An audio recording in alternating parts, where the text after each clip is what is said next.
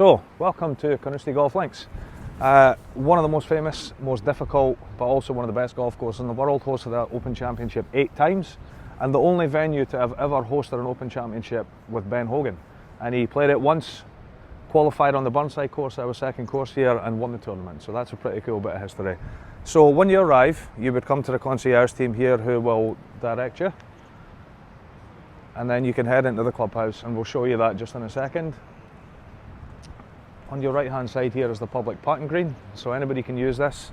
There is no driving range as such, but we'll show you where to go if you want to hit some balls. This is the main entrance.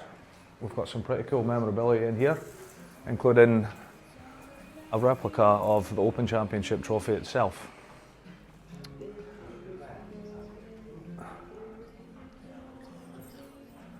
So if you want to check in for your game, there's a main desk here, but also we can head through to the pro shop.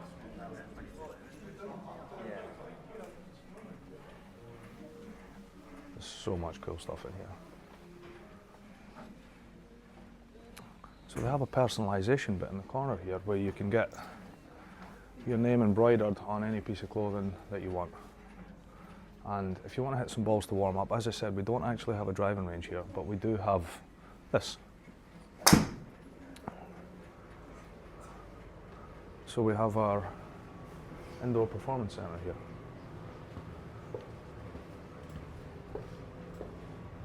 And this has just all been very recently renovated. It's absolutely fantastic. Huge choice of golf courses. There's a driving range facility on it.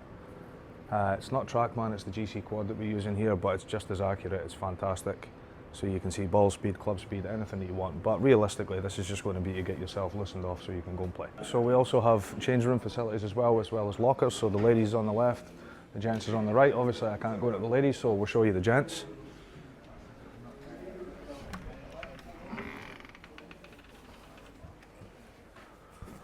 So toilet to the right hand side, showers through here to the left.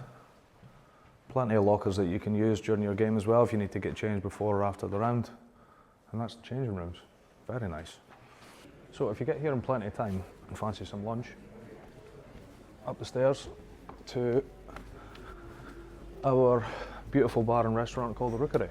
So I might be a little bit biased because I play golf here, I'm a member here, but I think this is the best restaurant in the whole of Carnoustie and one of the very best in all of Tayside. So it's a treat.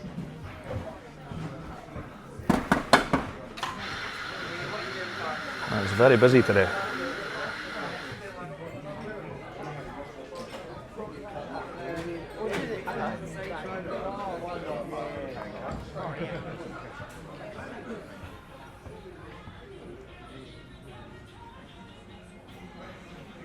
So we've got the bar area there that you can see is very busy with people in for lunch, and we've got the restaurant area here with panoramic views of the golf course out to the front. Right, so one of the signature holes here at Carnoustie is the par 5 6th hole. So 520 yards off of this tee, we can go all the way back to the Open Championship tee there at about 580. So today it's going to be reasonably benign. The wind's slightly down off the left, bunkers all up the right hand side, out of bounds up the left, and the gap between the bunkers and the fence is where this hole got its name. So this hole is called Hogan's Alley. So what happened was, you know, it was 70 years ago, I don't remember it obviously, but the story goes that he started his ball out of bounds and faded it back into the little alleyway between the fence and the bunkers. So that's how the hole gets its name, but it's a beast of a hole. This would usually play straight into the wind. Definite 3-shot par 5. Oh dear. So easy to do that. You see that fence and just...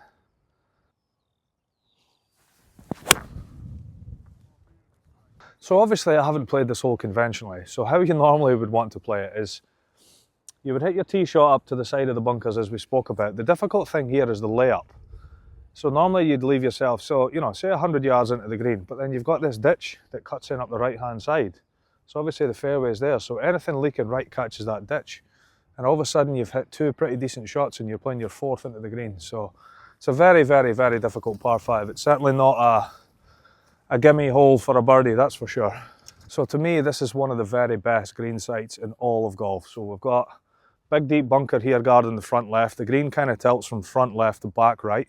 I've got 3 deep bunkers guarding the right hand side here, and another deep bunker guarding the back. So going into this green, where's the miss? You know, short right is okay to some pins. Up the left hand side is okay to some pins. If the pin's in the back right, you basically have to try and hit it, you know, to here and just accept you're going to have a long putt. It's just such a great golf hole. It's one of the rare par 5s now that you stand on the tee most days and go, I would take a 5 and walk straight to the next hole.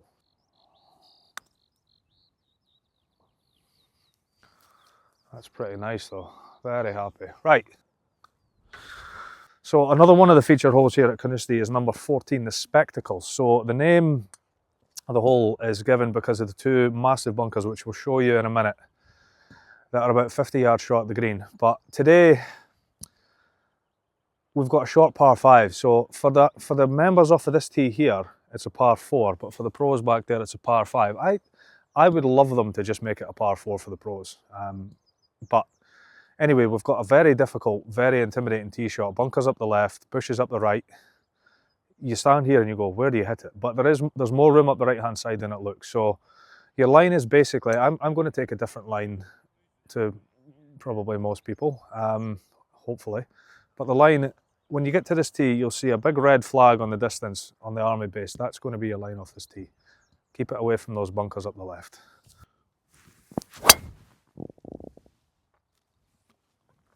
Perfect. Oh. So these are the famous Spectacle bunkers. Just look at the size.